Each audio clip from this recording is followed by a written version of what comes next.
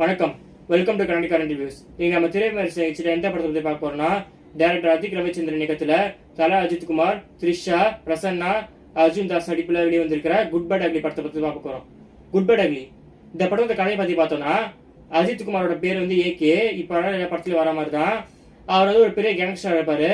அவருக்கு ஒரு பையன் பிறக்கும். அந்த பையனுக்காக நம்ம திருந்தி வாழணும்னு முடிவு பண்றாரு. அதுக்காக அவர் செஞ்சு தப்பெல்லாம் ஒத்துக்கிட்டு ஜெயிலுக்கு போயிட்டு திருந்தி வர மாதிரி வருவாரு. பார்த்தா அவரோட பையன் அப்போ ஒரு பெரிய ஆபத்துல இருப்பான். அதுக்காக திரும்பி கேங்ஸ்டர் மாதிரி வில்லனா அழிக்கிறாரு. அதுதான் இந்த படத்துடைய கதை. ஸோ வேற எதுவும் இந்த படத்துல கதைலாம் ஒன்றும் இல்லை. ஸோ இந்த படத்தோட பாசிட்டிவ்ஸ் நெகட்டிவ்ஸை பார்ப்போம்.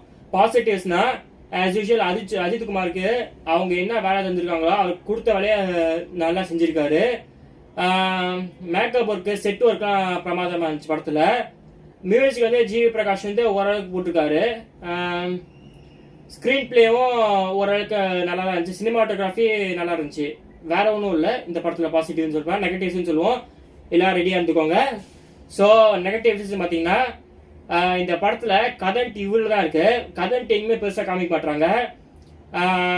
5வது படிக்கிற ஸ்டூடெண்ட்ஸ்லாம் இருக்காங்கல்ல, ஸ்கூல் படிக்கிற பசங்களாம், அவங்க ஸ்கூல்லாம் ஃபேன்சி ட்ரெஸ் காம்படிஷன் வச்சு அப்படி வருவாங்க. அதே மாதிரி கலர் கலர் ட்ரெஸ் போட்டு சுத்திட்டு இருக்காங்க. அஜித் சார் சுத்திட்டு இருக்காரு. அஜித் சார் சுத்துறான்னு பார்த்தா அர்ஜுன் தாஸ் சுத்துறான். சுத்தி இருக்கவங்க கலர் கலர் ட்ரெஸ் போட்டுன்னு ஃபேன்சி ட்ரெஸ் வந்தாம சுத்திட்டு இருக்காங்க. சரி, ட்ரெஸ் தான் கலர் கலரா போடுறாங்க. பார்த்தா உடம்புல இருக்க டேட்டூ முதல் கொண்டு கலர் கலரா தான் இருக்கு. கலர் கலரா சட்டை, கலர் கலரா டேட்டூ, கம்பல், மூக்குத்தி, உடம்புல நகை, நடமாடும் நகை கடமை தெரிஞ்சிட்டு இருக்காங்க எல்லாருமே. அஜித் குமார் வந்து இந்த படத்துல உண்மையே செய்யல.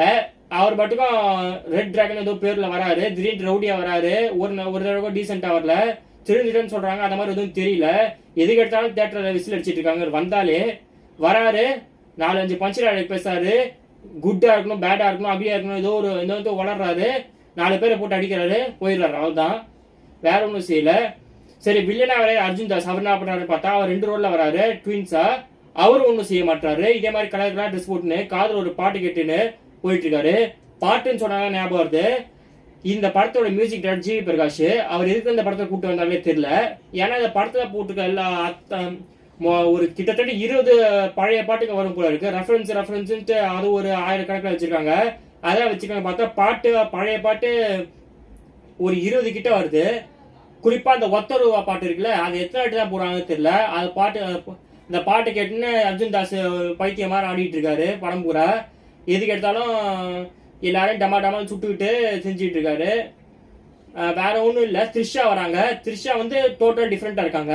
அது எப்படின்னா, அவங்களுக்கு வந்து நான் இந்த படத்துல அவ்வளோ சீன்ல வராங்க. ஒரு 2-3 ட்ரெஸ் தான் இருக்கு அவங்களுக்கு. ஒரே ஹேர் ஸ்டைல் தான். 18 வருஷமா அதே ஹேர் ஸ்டைல், அதே கெட்டப்ல இருக்காங்க. ஒரு சேஞ்சும் இல்லாம. அஜித் குமாருக்கு மட்டும் டிஏஜிங்கிற பேர்ல டிஏஜிங் பண்ணியிருக்காங்க. ஃபிளாஷ்பேக்லாம் என்னென்னமோ ஃபிளாஷ்பேக்லாம் காட்டுவாங்க. ஆனா இவங்களுக்கு ஒண்ணுமே செய்யல. இவங்க வராங்க, எல்லாத்துக்கும் அஜித் தான் சொல்றாங்க, போயிடுறாங்க. வேற எதுவும் செய்யறது இல்லை. படம் பூரா அசிங்கமா கத்திட்டு இருக்காங்க எல்லாருமே. த்ரிஷா முதல் கொண்டு எல்லாருமே கெட்ட வார்த்தையா பேசினே இருக்காங்க. இதை சென்சார் டீம்லாம் என்ன பண்ணிட்டு இருக்காங்கன்னு தெரியல. குழந்தைங்களா இந்த படத்துக்கு போனா என்னதான் ஆவாங்கன்னு தெரியல. இப்படி ஆயிடுச்சு. அதுவும் பீப் பண்ணா கூட பரவாயில்ல, பச்சை அப்படியே பேசுறாங்க. இதெல்லாம் எப்படி அஜித் குமார் ஒத்துக்கிட்டாருன்னே தெரியல.